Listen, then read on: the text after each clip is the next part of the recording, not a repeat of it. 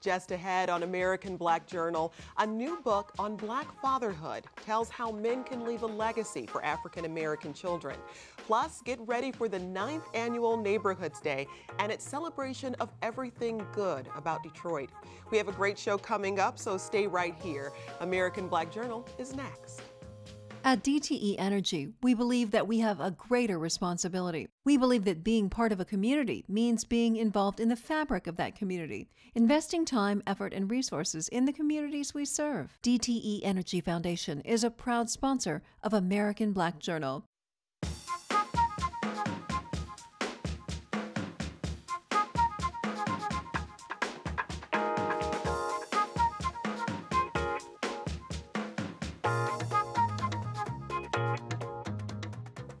Welcome to American Black Journal. I'm Jennifer White, sitting in for Stephen Henderson. On this Father's Day, we're taking time to talk about the important role of African American fathers in our communities. How can Black men have better relationships with their children? How do we break the stereotypes surrounding Black fatherhood? And what is the status of the Black family? There's a new book that's providing some answers to these questions. Black Fatherhood, Reclaiming Our Legacy, offers tips on how to become a successful African-American family man and role model. The book was written by Dr. Curtis Ivery, the Chancellor of Wayne County Community College District, and his son, Marcus. I'm pleased to have Dr. Ivery as my guest today. Welcome to American Black Journal. Good morning, Jennifer, and thank you for having me. Tell me about why you think this book is necessary right now. Well, I certainly think that the family ought to be the centerpiece for how we move forward. Anything that good comes out of a solid, structured family. It's not to suggest that mothers don't do a good job, because, I mean, history would surely suggest that they have. Mothers would stand in front of a train for their children. But fathers play a very special role. It's something as simple as teaching our young son to throw a baseball. It's something as simple as learning to shave by watching your father model that. It's the work ethic that sometimes one gets from watching one father get up every morning. I certainly, for me, that as I look back and think about my journey, my life, my father was a very important aspect, and it's something that I wanted to talk about and share, and it's just a project that took off because I had my son working with me. So that was, it's just a very important topic and conversation. Were there things you were seeing in the way Black fatherhood in particular is viewed, or trends that you were seeing with Black families that were troubling to you, and is this book a response to that? I think that the numbers speaks volumes. When we think about the fact that roughly more than 50% of the households are fatherless, and when that happens within our community, when that happens, we are looking at concentrated poverty, and what comes out of concentrated poverty, poor education oftentimes, for too much a presence in the criminal justice system, a lack of health care, a lot of important issues that are not positive come out of that experience of not when the father's not at home. So I felt that it was something that needed to be talked about. I don't know that what I've talked about or what I'm trying to do in terms of a conversation would ultimately have will represent an outcome that we all want to see achieved, but at the end of the day, we're talking about it and we're having a conversation, and I don't think there's anyone I know that would suggest somehow that the father is not important in the home. One thing I've noticed in popular culture is the language around fatherhood has changed. This term baby daddy that has become so popular, unfortunately. There's been a minimizing of that role. Right. It's a fairly loose connotation. Yeah. It doesn't suggest the importance of the father in the home. Why do you think that happened? I don't know that I have the answer to that. I know that sometimes the fathers don't get the credit. There are fathers who are doing a lot of things right. There are fathers at home. However, oftentimes we hear the other end of it. We hear the stories about the fathers who are not there. But I think that we should also celebrate and applaud those fathers who are there. But I think you're always going to be better as a whole when the mother and father are in place. So I don't, but to talk about, I mean, we could talk about a history of where mothers have had to play the major role within the household. We could talk about underemployment or lack of employment for the black male. We could talk about a poor educational system across the country in large urban centers that somehow has played a very it's been a very devastating story when we talk about our school systems across the country in many instances. But I suppose we could list a number of things that would underscore why this topic is important. So, as you were writing the book, what began to emerge for you about what shapes a positive African American father? Well, I continued to have a vision of my own father, and it was the small things. The whole issue of truth telling, the ability to have strength, the ability to, or him telling me that relationships are important, the importance of working hard, giving a project 110%. It's not that we don't hear those stories from my mother, but to hear it as a young man from your father and have that father figure, I don't think it's almost irreplaceable. It's just got to come, I believe, from the father. Those kinds of stories and the kind of leadership that they present.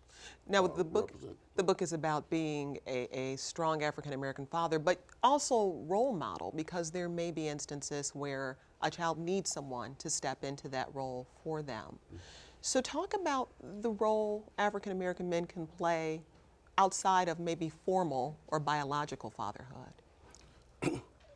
I think that knowing and understanding that the father is a protector, so if you're the protector in your home, thus you become a protector in your community.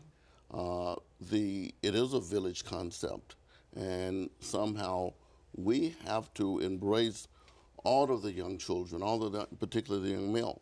We have to be out front, and they have to see and feel the success pieces that we're about every day, particularly in leadership roles. I've learned more from working with my children and watching my children, and particularly now as a grandparent.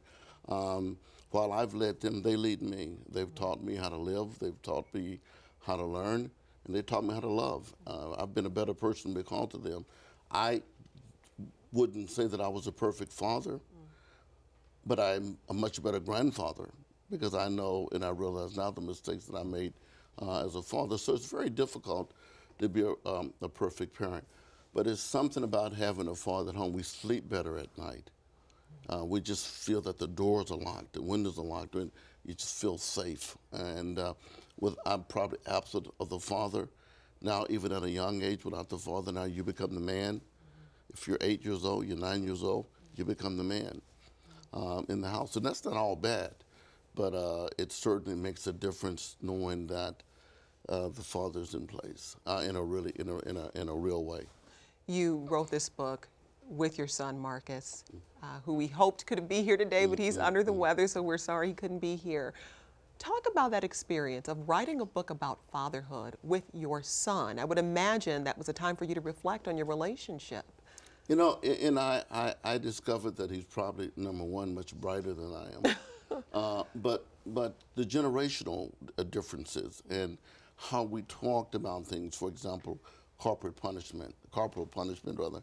Our attitudes about handling various situations, and but I also was amazed at how much he had been able to take in terms of what I had shared with him over the years, and how in many ways he mimicked some of the attitudes that I embrace to this very day. So that was probably the most interesting thing about the relationship. I mean, about sharing the book, the experience of writing the book, how much alike we are in many ways, and yet different. Yeah, yeah.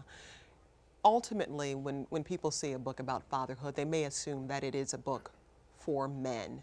But who do you hope reads this book? I would like for everyone to read the book. And you know, one of the things that came out of it for me was that I recognize at the end of the day that mothers are still important. Even in my household, my mother was a force. I would much rather for my father to distribute the discipline than my mother. My mother was very tough. I learned she made a difference, and she was a strength. We kind of rallied around her. So as we wrote about the book, as we talked about the father, we had to come to terms with the fact that mothers are just hugely important. And while we may be able to survive without the father, we're not going to ever survive without the mother. I just think the mother we have a natural bond with the mother as a child. When you think about how the role of fatherhood has changed, I think back to the sitcom Dad from the 1950s, perhaps, bringing home the check, and that was sort of the role. It was as a financial provider. How would you describe fatherhood today?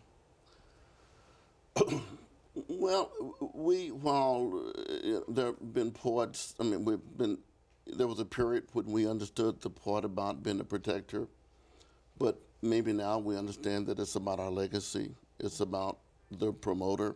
It's about the family name.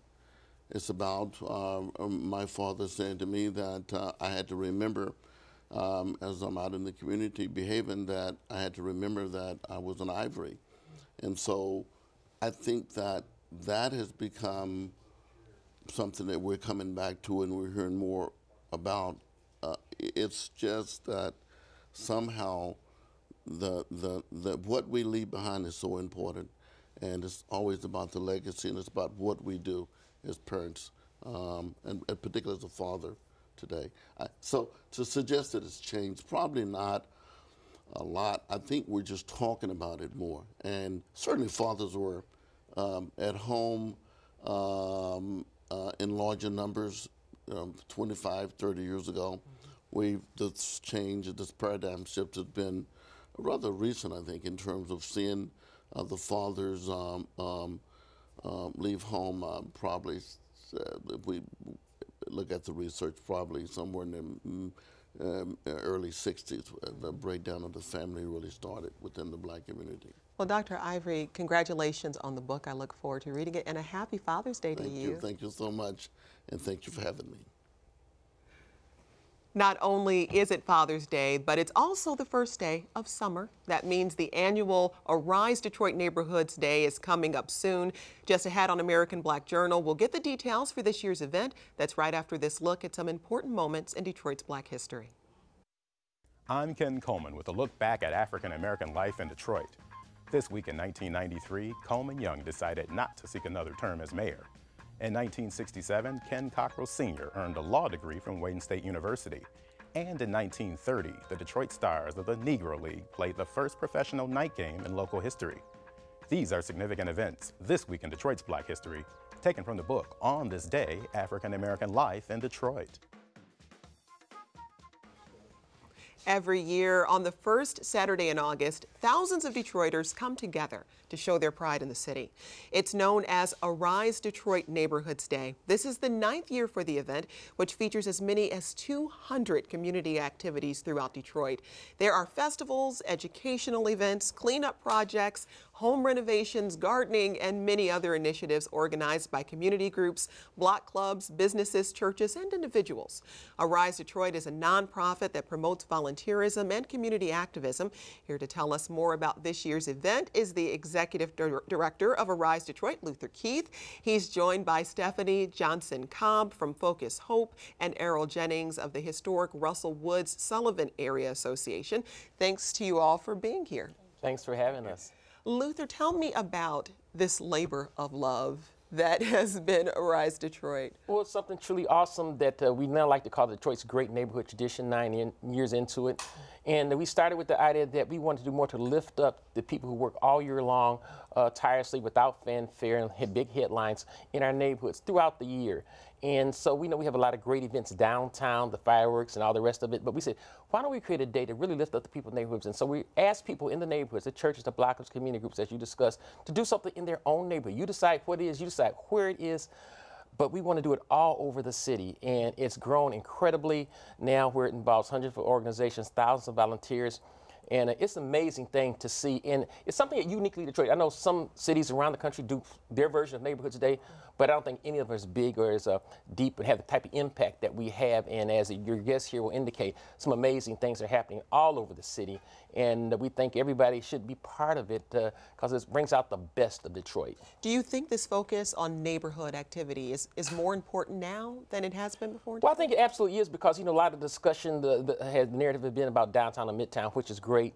But, you know, we've always been involved in neighborhoods. As someone said, we were Detroit before Detroit was cool, okay? So 7, 8, 9 years ago when Arise Detroit started and the other groups are working, we've been working all along. But we think this is the right message at the right time. Focus on the neighborhoods, get involved in the neighborhoods, be part of the neighborhoods, help bring our neighborhoods back. That's what Neighborhoods Day is really about. And it's really more than one day. It actually is, and we have events before Neighborhoods Day, events after Neighborhoods Day, events on Neighborhoods Day. And so if you're serious about the neighborhoods and you have pride, you really should be part of Neighborhoods Day, and that's our message. Stephanie, talk about the role Focus Hope is playing. So Focus Hope has been a partner of Neighborhoods Day and Mr. Keith for many years now. This year we're having one of those events that will happen before Neighborhoods Day in partnership with the Evangelical Lutheran Churches of America. And we're going to have thousands of volunteers come to our community on July 16th, 17th, and 18th for a huge cleanup project. We want to ensure that that community, or our community, is 100% clean, safe, and beautiful. And so we'll be kicking that off in partnership with Mr. Keith and the Evangelical Lutheran Churches of America. That sounds exciting. Talk about what's going to be happening in your neighborhood, Errol. Well, it's exciting in Russell Woods. And Russell Woods, our organization's been around since 1958. And in fact, my vice president has been vice president of the organization since 1969. So what we found in Russell Woods is really the old guard, the senior citizens are really still carrying the torch for the neighborhood. And when I met Luther last year, we were able to look at Neighborhoods Day as a way to re-galvanize Russell Woods and get more youth and get more of our active residents that haven't been out participating to really engage in our neighborhood. And last year was wonderful. I mean, we had lots of kids, bouncers, face painting. So that's what we use the event for, is really to get people reinvigorated, not just our senior citizens that are at the head, and thank God for them, because Russell Woods is one of those areas that we don't have a significant amount of blight. You know, our streets are a little bit safer because we're involved in the neighborhood, and it was really the elders of the neighborhood that had made that happen for us. And so Neighborhoods Day is a way to play it forward, if you want, and not just celebrate what's going on in Russell Woods, but the rest of the community in Detroit. There are so many neighborhoods that are doing exactly what Russell Woods has done, and we are out there, we clean up our streets, we watch, we look out for each other. I heard somebody say, well, you know, the suburbanites, they're neighborhoods. Detroit is a community.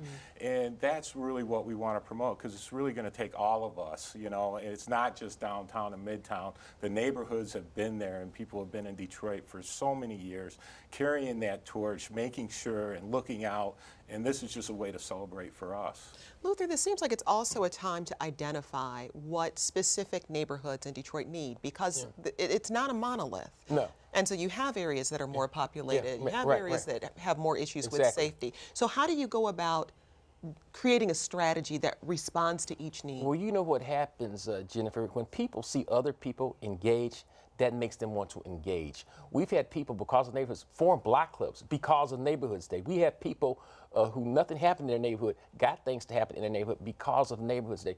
Neighborhoods Day was a case of a park that was adopted by a youth group on the west side of Detroit. The park had been neglected. These young people were out there, cleanest park. The people in the neighborhood started coming out with lawnmowers and rakes to help them. They lived next to it because they saw that somebody cared. With Neighborhoods Day, when you look at all the activities, it makes you ask the question, why am I not doing anything? Why am I not part of this? Why is this not happening in the neighborhood? And the thing that people need to understand about Neighborhoods Day, Arise Detroit does not dictate who does what. Every community organization decides on their own what to do, when to do, how to do, where to do it. So we really put the ball in their hands and says, this is your ball, you need to run with it. And I think most people realize that you know, it starts with you. When Arise Detroit is about being part of the solution, but it's about you being part of the solution. One young lady, Felicia Andrews, has a great group called Team 313, Young People Clean Up in Detroit. She said she looked around her neighborhood and she had people here and say, they should clean up that, they should tear down that. She finally said, who is they should? Is that a person? No, we should. So we should own this. We know things aren't perfect. We all would like things to be better. We all would like the government maybe to solve all the problems. It's not going to happen. So as my mother said, you know, Jesus is coming, but he's probably not coming tonight, okay? That means we have to engage. And the incredible thing about Neighborhoods Day is to see what happens all over this city. You know, it's not what Luther Keith is doing or Rise. It's what people want to do this. We are not paying them money to do this. And this is the strongest sign of hope in Detroit when you see hundreds of organizations and thousands of people all over this city, Southwest, East Side, West Side, getting up and doing something like this. They are not doing it because they don't have hope. They are not doing it because they don't believe. Quite the contrary, they do believe. And that's why I have really confidence about the future of the city, because too many people care about the city, love the city, but more than that, too many people are willing to do something to help the city, and that's what Neighborhoods Day is about. Your passion is very clear. Oh, really? For this project. For this project. I try to control that. For the city of Detroit. Yes. But I would imagine that that passion has been necessary, because this hasn't been a short road for you. No, it hasn't, but you know, it's been a great road, because the first 6-7 years of Arise Detroit, the national media would come in here and they were all writing about the death of Detroit, the tragedy of Detroit, the this and that of Detroit. The last 2 years, last year, particularly since the bankruptcy, I'm getting all these calls about people. We want you to take us to the neighborhood so we can write the comeback story of Detroit. In my previous life as a journalist, I was a sports writer. People love a comeback story or the underdog story. That's the story that Detroit is writing right now. But we have to keep writing this story. We can't, headlines won't get it done for us. You know, platitudes won't get it done for us. Work will get it done. So I say this, it's not enough to believe. It's not enough to have a dream. You have to work. That's what Errol is doing. That's what Stephanie and Focus Hope are doing. They are working. And that's how we change our community. People say, how's it going to stop? How's it going to change? When there's a shooting or a tragedy or crime, people say, oh, where is the outreach? Well, outreach does not change things. A plan changes things. People change things. So get engaged and let's do it and let's work. Then we will change it. And I submit that things actually do change on Neighborhoods Day. I like to call it the day that changes Detroit, because houses that are blighted go down, urban gardening goes up, kids come out. So in fact, we are changing Detroit. Every Neighborhoods Day changes Detroit. And it's going to happen again August 1st in neighborhoods all over this city. Stephanie and Errol, what does it mean to have somebody like Luther who comes to you and says, I got this idea? I mean, this is a special kind of passion. It's not to say that there aren't other people in Detroit who don't have that same passion. We'll see them all out at Neighborhoods Day. But talk about this man. Well, as I said, Mr. Keith has been a wonderful partner, and our goals and values align for the community. And so Focus Hope has adopted about 100 blocks right around our campus with a 20-year goal that by 2031, people will be educationally well prepared, living in a safe, supportive environment, and economically self-sufficient. So it takes all of these activities, including a Neighborhoods Day and a reason to gather people together. So we've been doing this work this year. We're going to work before Arise Detroit, July 16th through 18th. We still need many volunteers to come out and help. So if people want to help, they can register at our website, www.edu/FocusHope/100. And we need donations, and people want to come out. But furthering that, everything we collect, we have been planning a tool bank that we can make all of these tools and resources available both to groups who are volunteering for Arise Detroit Day and beyond. So, Errol, what about you? Yes, Luther's a special kind of energy, right? Yeah. And I really appreciate him, and a lot of people that work with Luther really appreciate him. It's that energy that we really need to catch on throughout the city of Detroit, because we do have some significant issues that we're wrestling with in the city. And I think everybody is cognizant of the issues that we're wrestling with in the city, but they come together on a day to showcase all the positive things about neighborhoods and the people that are working in the neighborhoods and the people that are doing things that are making significant changes in the neighborhood. That energy is what Luther actually brings to the table, and it's almost spontaneous, because he doesn't define what we do on Neighborhoods Day. It's up to us to define what best fits our neighborhood, and that just speaks volumes of his leadership and what he's able to do on this day. I mean, over 200 events last year, and I was lucky enough to make it around to a few of them that were close to my neighborhood, because we had one going around, but the energy is the same in every one of those centers. It's people making a difference for Detroit, moving it forward instead of getting bogged down in some of the things that we have to deal with in our daily lives.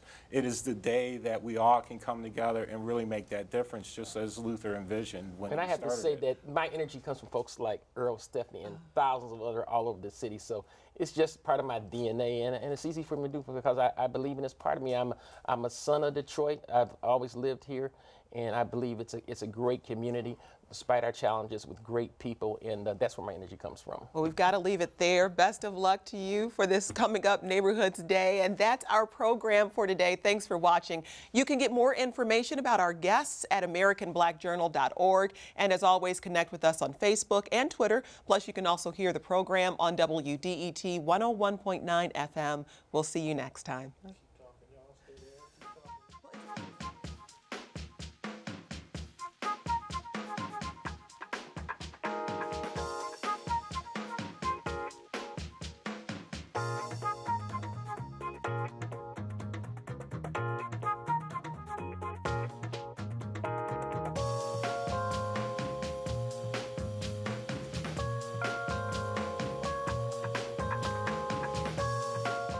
At DTE Energy, we believe that we have a greater responsibility. We believe that being part of a community means being involved in the fabric of that community, investing time, effort, and resources in the communities we serve. DTE Energy Foundation is a proud sponsor of American Black Journal.